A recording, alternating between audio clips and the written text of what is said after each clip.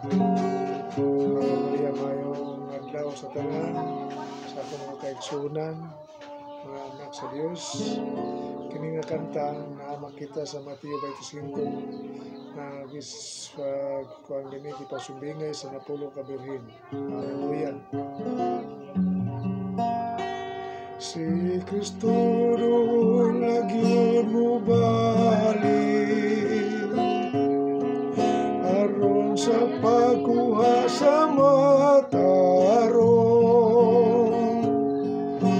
Si Kristo mo balik dili na maglangan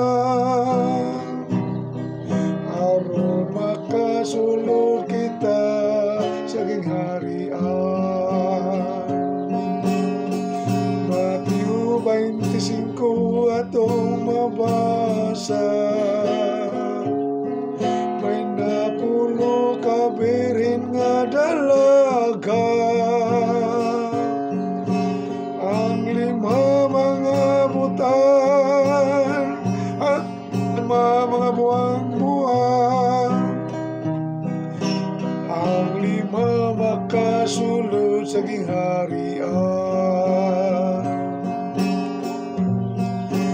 Mateo 24 atong mabasa, versikulo 36 subayon ta. Si Kristo mo balik dili na maglangan aron makasulod kita sa gingharian,